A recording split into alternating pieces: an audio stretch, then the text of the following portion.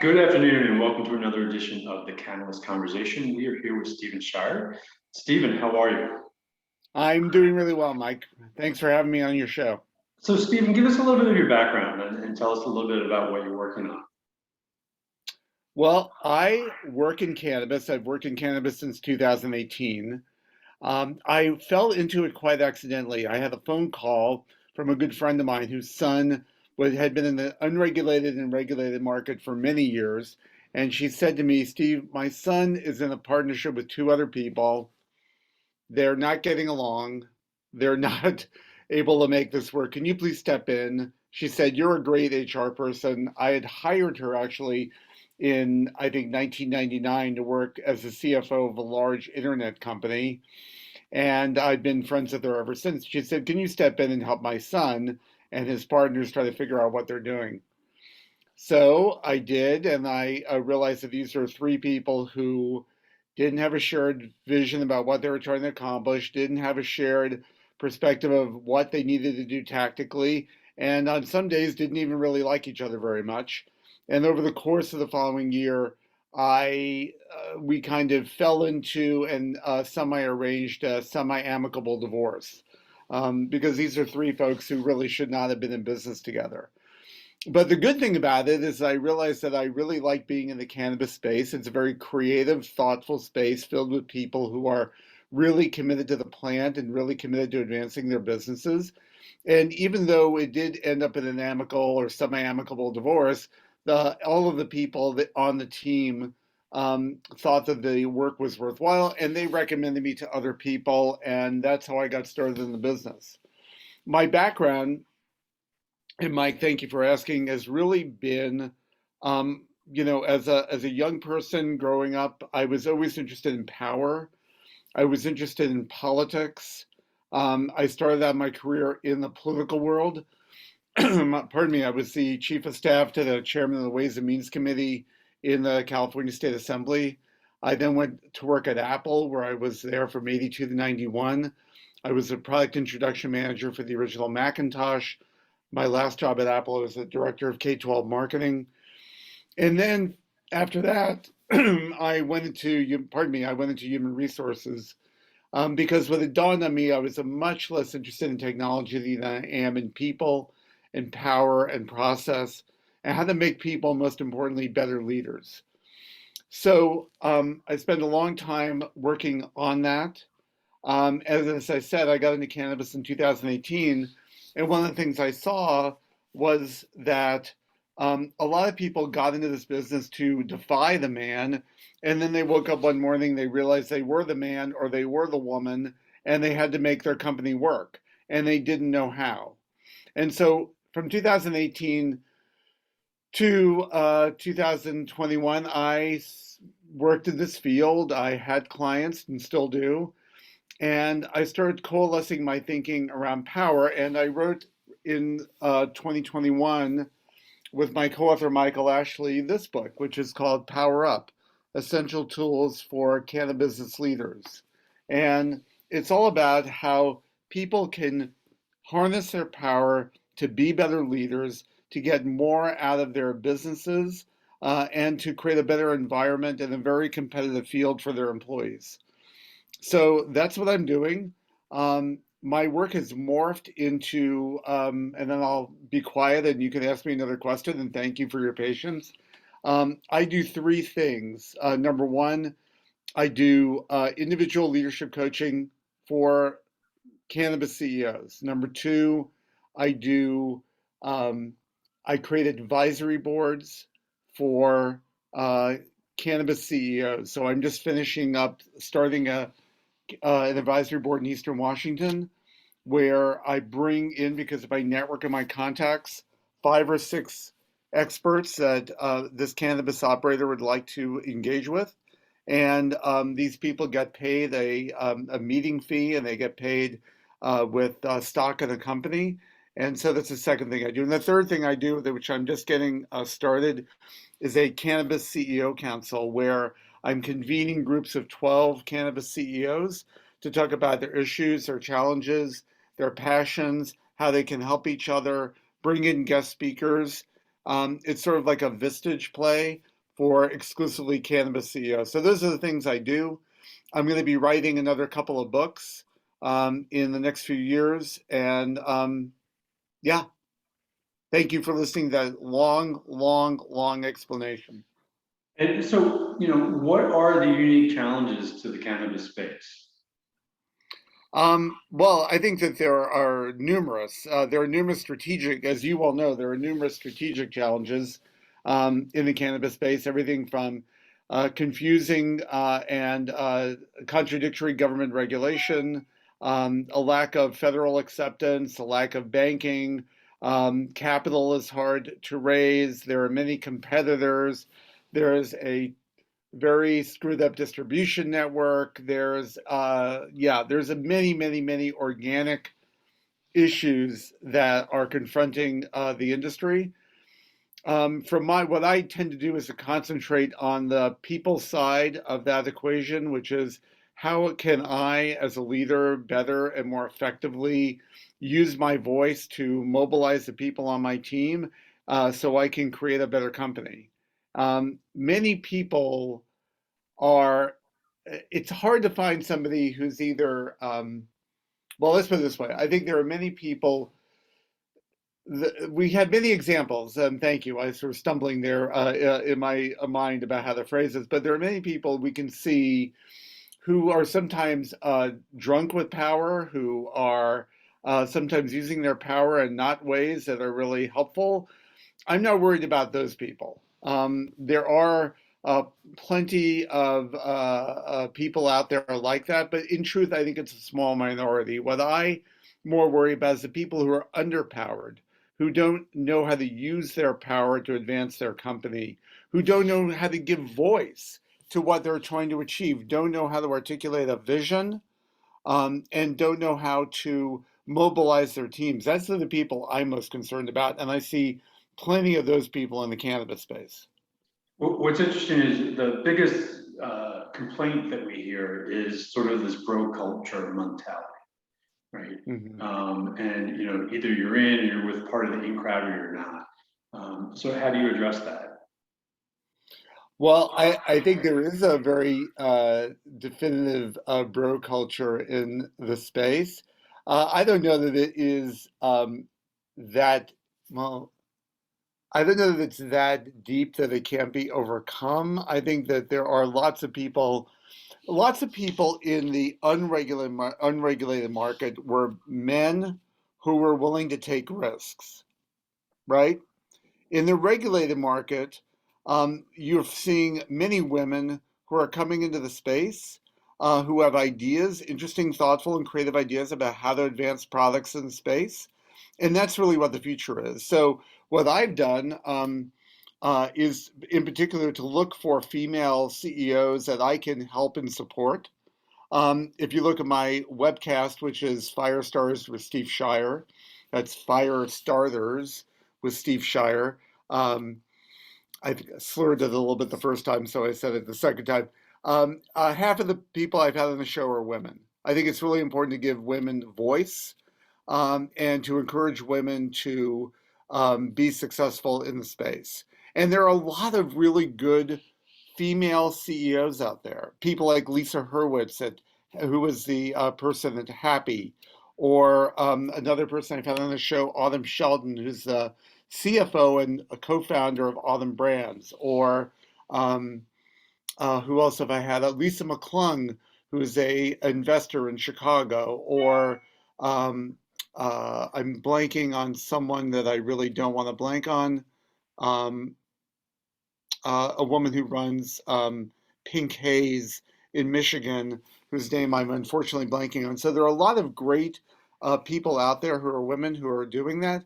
But you asked a very specific question. How do you overcome that? I think you do it in a couple of ways. One is to encourage women who have a different point of view about how to subvert that bro culture. But the other thing is to speak to those who participate in that culture and ask them whether that's really working for them. The people who I first was working with in cannabis, they were pretty bro-like, right? But they weren't very successful, right? And fundamentally, if you're burning through all your cash and all your friends and family's cash, eventually you're going to have to face the reality that you may have to change your orientation. So I think it's And by encouraging women and by engaging with the other folks.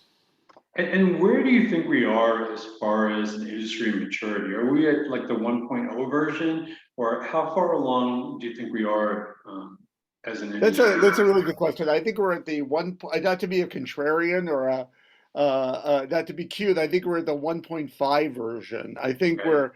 we haven't quite seen the 2.0 version yet. There's still a lot of struggling. There's still a lot of people who are out there trying new things. It isn't a mature industry. It's a very busy industry. It's an industry full of people with really interesting ideas. But I don't think we've gotten to that next personally, what do I know? But I don't think we've gotten to that next level where we could say we're at Cannabis 2.0 yet. Yeah, I mean, I think what's interesting is when we look at it, because, we're starting to see brands emerge, but they're not established. Um, Right. when somebody goes into the dispensary, typically they don't ask for a brand, they ask for an experience. I want to be relaxed, I want to sleep, I want, this or that. So they're still asking for an experience versus a specific brand. So the Right. brands, is something that we possibly will see emerge. In addition, it's natural, like you said, there's many players. The nature of these types of green rushes and stuff like that is there's going to be consolidation, right? There's people who will fall For out. sure. And then there's always sort of this looming concern over about big business, right? Does tobacco want this space? Does pharma want the space? And, once it's federally legalized, what does that mean for the big players? Will they just come in and just take over, or what will happen? Yeah, I think there will always be room for um, players who are smart and who have a brand. But you're right, there aren't dominant brands that are out there, not brands that. And also, as you well know, there are many parts of the country that do not endorse or support cannabis. And so, yes, as you well know, it's legal in California, but how many counties make it very difficult for people to secure cannabis? A lot. I think there are 58 counties in California. I don't think more than 18 of them have dispensaries. But I mean, but those counties typically regret that decision, right? Because there's definitely an economic development impact when we see cannabis activity move into an area. It's Yeah, job creation, where it's tax based, those types of things. So while they may, for whatever reason, morally decide not to allow it, they're missing an economic opportunity. That's inevitable, I think. for sure, absolutely. But people sometimes take a long time to change their perspective. The thing that will move the needle, as we all know, is federal legalization. Um, and I don't see that happening really for another 4 or 5 years either. Yeah, I mean, I would tend to agree. I mean, I think if anything, we'll see some move on the Banking Act. Um, Right, and then, one of the amazing things, and we saw this in Germany as well, is sort of this, industry misconception that when the legislation finally gets passed, that tomorrow everything is going to be ready to go. Um, right, in Germany, it passed in 2017 to be enacted in 2018, and they're still figuring it out, right? 4 years right. later. And I think that's one of the other things that people have underestimated is that even when it finally does pass, it'll take several years to iron out the details before people can do For that. sure, And we're for seeing that sure. in New York, right? Where, it's been, figuring out the licensing, figuring out how to roll it out, it's taking forever. It does take, and I know from my own experience in the legislature that you can pass a bill, but there's always trailer legislation because it's sort of like the old axiom, no plan ever survives contact with the enemy, and no major piece of legislation ever goes out the door perfect. And so there's always trailer legislation. The other thing that has to happen is that states, see it as a big money-making opportunity, but the regulations and the taxation that they are foisting on people makes it very difficult for Yeah, I people to be mean, successful. Yeah, I mean, we've seen that, there in the last 6 months, there's been an outcry in California that, between the luxury tax and, sin tax and all types of other taxes, that we're putting 30, 40% on top of the product, and that can't compete with the legacy market, which doesn't have any taxes. Right. Right. So, the desire to eliminate the legacy market and make this a legitimate business, make this a taxable business, is counterintuitive to the amount of taxes that they're trying to leverage on top of all of this. Yeah, exactly. Exactly.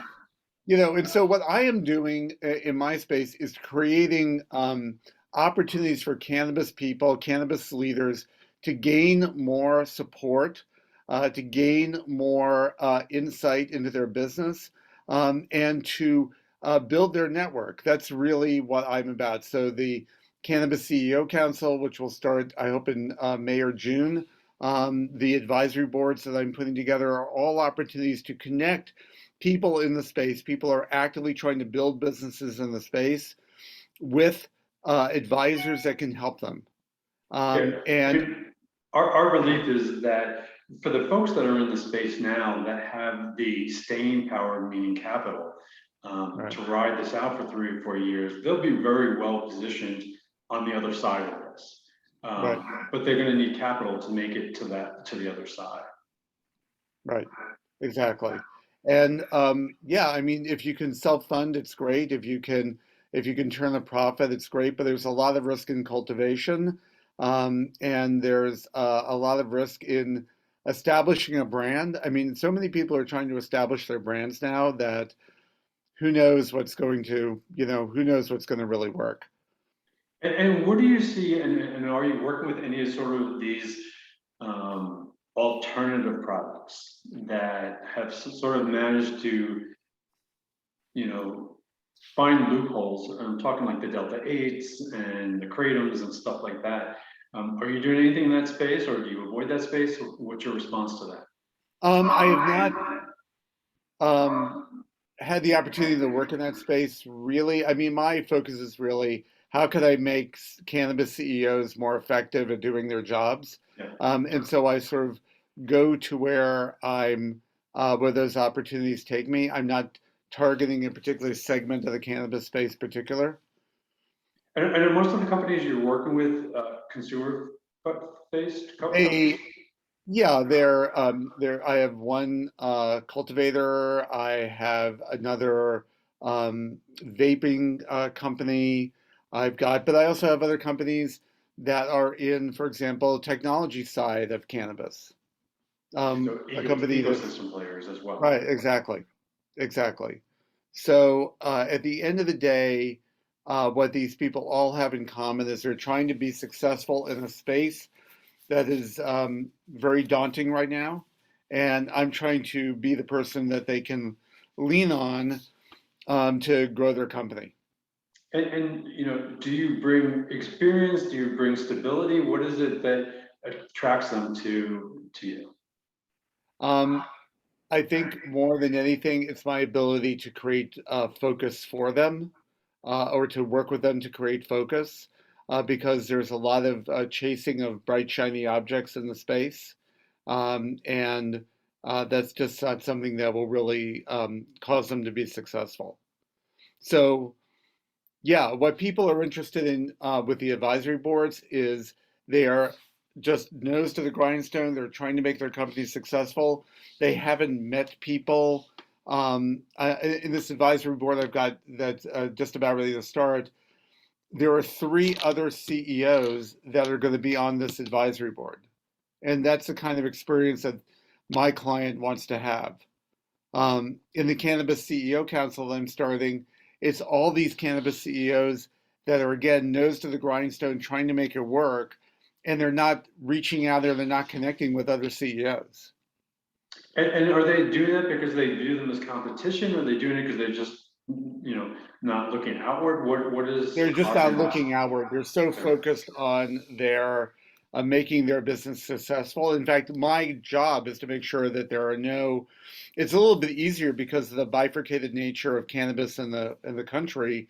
I mean, you could have cultivators from different states on. It doesn't matter, right? Um, um, but my job is to make sure there aren't competitors in the room, but there are people with shared experiences, Yeah, friendly competitors, right? right? Or just people who can riff off each other and can also support each other. And what has been the biggest challenge for you in trying to build this?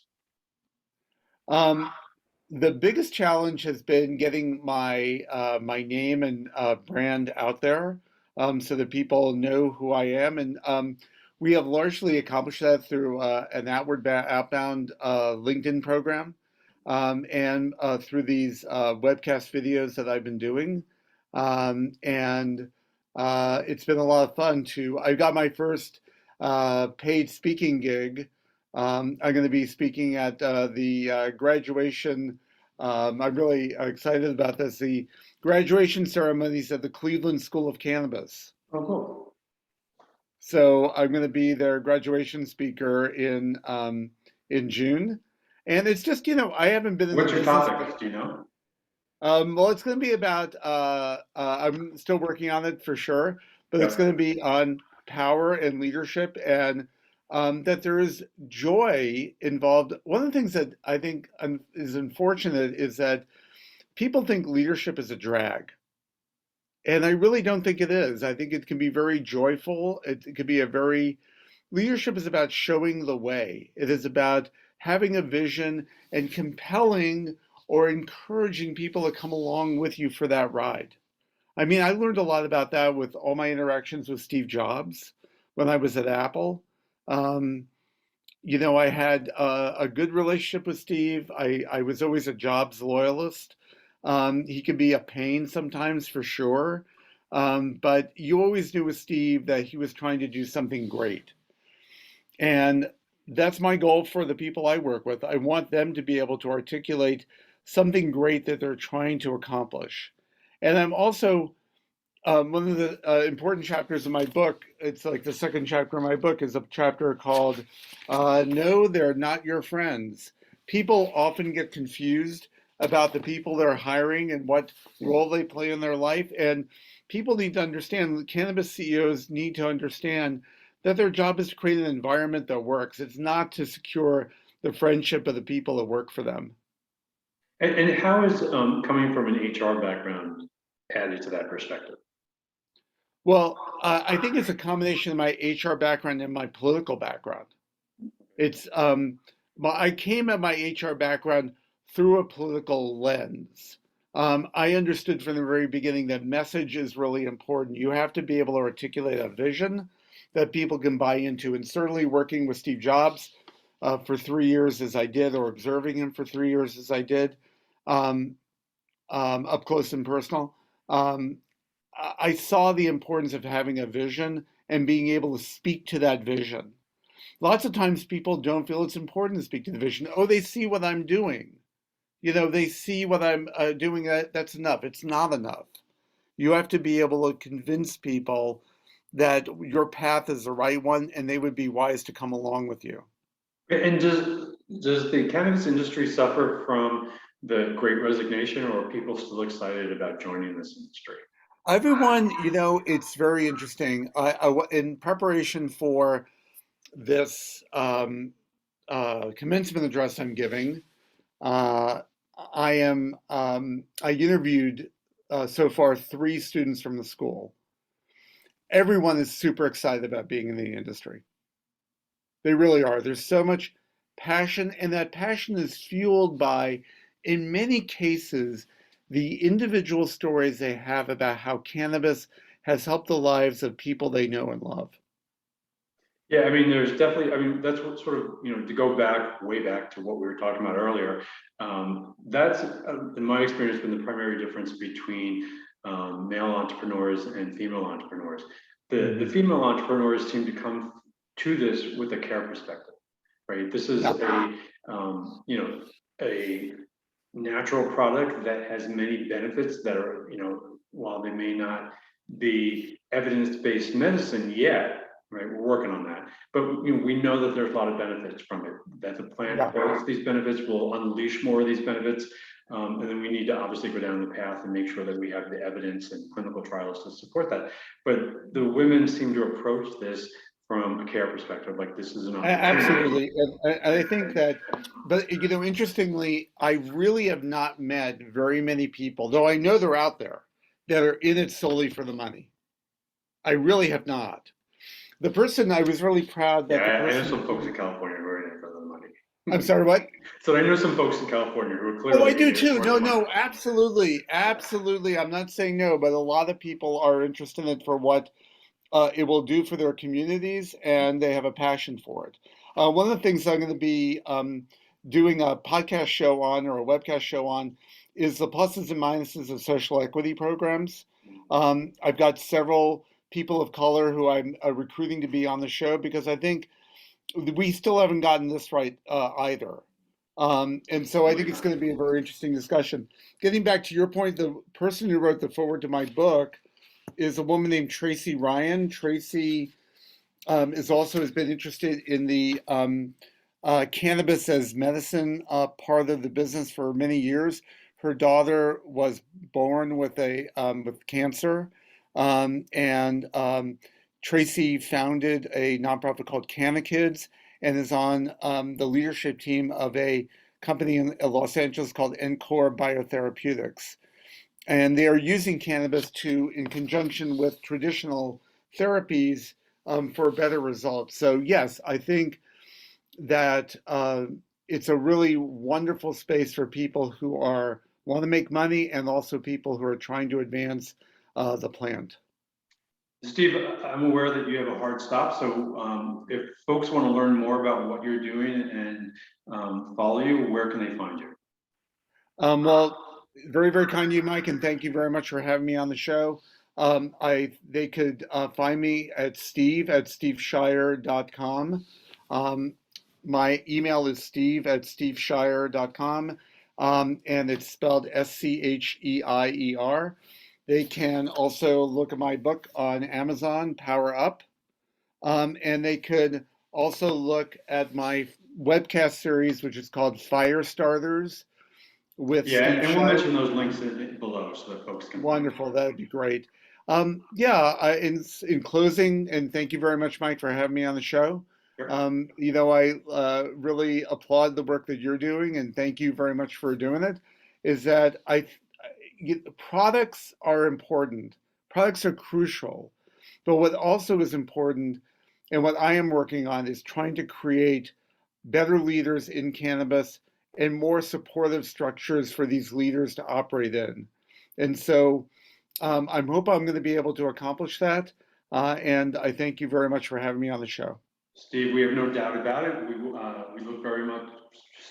we look forward to chatting with you again in the near future, and we will definitely stay in touch. Thanks, Steve. Okay. Thank you, Mike.